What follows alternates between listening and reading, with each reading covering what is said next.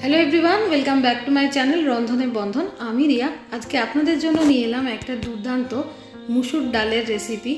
তো এই রেসিপিটাকে গরম ভাত দিয়ে বলুন বা রুটি পরোটা সব কিছুর সাথে কিন্তু খেতে অসম্ভব সুন্দর লাগে। মাছ মাংসের স্বাদকেও কিন্তু এক এক সময় মনে হয় এই রেসিপি হার মানাবে। তাই পাতে অবশ্যই একবার লাঞ্চে অথবা ডিনারে এই রেসিপিটা রাখুন। আশা করি আপনাদের ভালো লাগবে আজকের রেসিপি। তো এইভাবে মেখে, হাতে করে মেখে এই রান্নাটা করতে হয়। তো এখন এই ট্রেন্ডিং চলছে হাতে মেখে রান্না করার ব্যাপারটা। তো আমি এখানে আমার প্রয়োজন মতো মুসুর ডাল একটা বাটিতে নিয়ে নিচ্ছি। এখানে 1 কাপের মতন মুসুর ডাল আমি নিয়েছি, ছোটো কাপের 1 কাপ।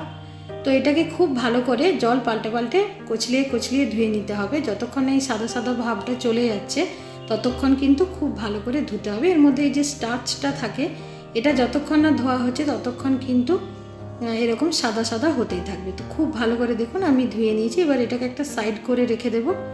এবার একটা বড় দেখে বাটির মতন আমি নিয়ে নিয়েছি।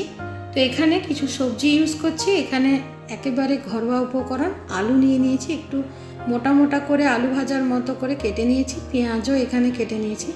এই যে এখানে উপকরণগুলো আমার ইউজ হচ্ছে, এগুলো কিন্তু বাড়িতে প্রত্যেকের থাকে, তাই সব সময় কিন্তু যে কোনো সময় এই রেসিপিটা আপনারা একবার তৈরি করতে পারবেন। তো 3টে কাঁচা লঙ্কা দিলাম, টমেটো এখানে একটা রয়েছে, এরকম বড় করে কাটা রয়েছে, আর কিছু রসুন নিয়ে নিয়েছি, গোটা রসুন। এবার এই মুসুর ডালটাকে এখানে নিয়ে নিচ্ছি। হাতে মাখিয়ে এই রান্নাটা করা হয় বলে এটাকে মুসুর ডালের বাটি চচ্চড়িও কিন্তু বলা যেতে পারে। খুব সুন্দর লাগে। ডাল সেদ্ধ তো আমরা খেয়েই থাকি বারবার। আর এখানে মশলার জন্য আমরা এখানে খুব বেশি ইউজ করব না, শুধুমাত্র একটু হলুদ গুঁড়ো, লাল লঙ্কার গুঁড়ো, একটু নুন পরিমাণ মতো দিয়ে দিলাম। সর্ষের তেল এখানে একটু ইউজ করছি, 2 চামচের মতন সর্ষের তেল দিচ্ছি। আর এখানে 1 মুঠোর মতন ধনে পাতা এখানে দিচ্ছি। এই ধনে পাতাটা দিলে এই রেসিপিটা খেতে আরও ভালো লাগবে। আর এখানে ভাজা মশলা দিচ্ছি। এখানে এই ধনে, জিরে, শুকনো লঙ্কা একটু রোস্ট করে গুঁড়ো করা আছে। এবার হাতে করে এটাকে কিন্তু খুব ভালো করে কচলিয়ে কচলিয়ে কিন্তু একটু মেখে নিতে হবে। এই রান্নাটা এই হাতে মেখে করা হয় বলে এতটা সুন্দর খেতে হয়। আর এই হাতে মেখে করার জন্য এর টেস্টটা অনেকটা ডিপেন্ড করে। এখানে এই যে টমেটোটা রয়েছে, এটাকেও একটু এইভাবে একটু ম্যাশ করে দেবেন, তাহলে এর মধ্যে যে জুসটা আছে সেটা বেরিয়ে যাবে। তো এটাকে এইভাবে একটু রেস্টে 15 মিনিটের জন্য রেখে দেবেন। এবার আবার একটা কড়াই বসিয়ে নিয়েছি। কড়াইয়ের মধ্যে অল্প পরিমাণে আমি সর্ষের তেল দিয়ে 5 শুকনো লঙ্কা দিয়ে দিলাম, আর দিয়ে দিচ্ছি কালো জিরে। আপনারা চাইলে অল্প একটুখানি 5 ফোড়নও দিতে পারেন, আমি এটা দিইনি, শুধুমাত্র কালো জিরে দিয়ে আর রসুন আর আদা কুচি দিয়ে দিয়েছি। এবার এই আদা রসুনটা খুব ভালো করে ভেজে নেবার পরে এই যে ডালটা ম্যারিনেট করে রাখলাম এটা এখানে দিয়ে দেব। অসাধারণ খেতে হয় এই রেসিপিটা, আমি বারবার বলছি, একবার অবশ্যই বাড়িতে ট্রাই করবেন।